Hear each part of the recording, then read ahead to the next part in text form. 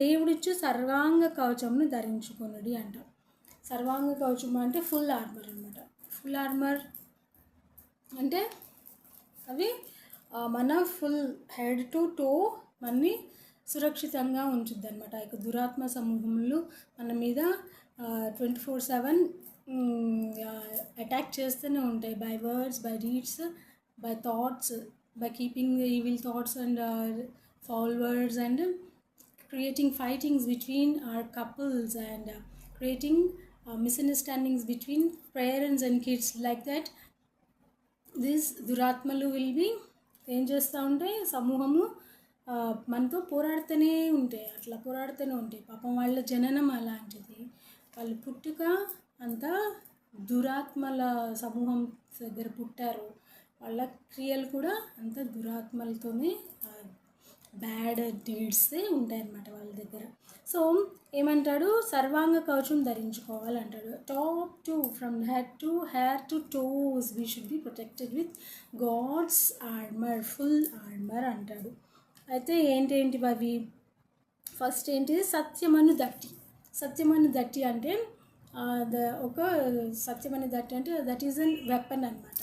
It is truth weapon. అస్సలు ఆ వెపన్ని వాడకుండా చేయడానికి సాతానుడు మనుషులని, స్పెషల్గా వాళ్ళ సొంత రిలేటివ్స్ని ఎట్లా క్షోభ పెడతాడంటే, కొంతమంది నేను విన్నాను, అంటే చూడలేదు, వినడమే. మా తాత ముత్తాతల్లో తాతగారు అని, ఆ తాతగారు మా నిజం అనేదే వాడడు. I had been concentrating on his conversations till now. I never heard the word truth. He never speaks truth. అంటే సైతాన్ వాడిని అలా శోధించింది. వాడి జీవితంలో మళ్ళీ ఎప్పుడు సత్యం అనేదే మాట్లాడకుండా చేసేసి పడేసింది సైతాన్. పాపం అతన్ని, మా తాత వరుస అవుతాడు పాపం అతడు. అట్లా అందుకే మనము సత్యము అని దట్టి కట్టుకొని నీతి అను మైమరుపు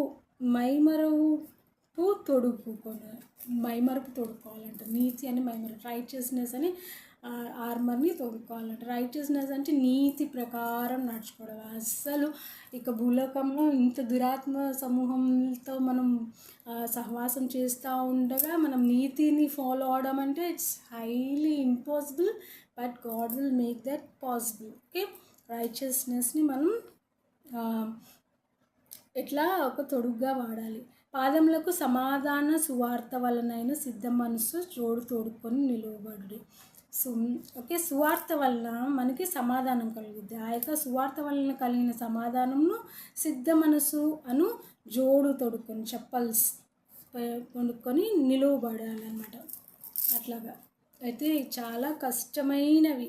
but these are looking imaginary things. ఏనా, సత్యమను దట్టేంటి, సమాధానమను సువార్త వల్ల కలుగు జోడులు ఏంటి, these are looking imaginary. But as we practice we can definitely use this full armor to overcome the evil spirits. So రక్షణ అను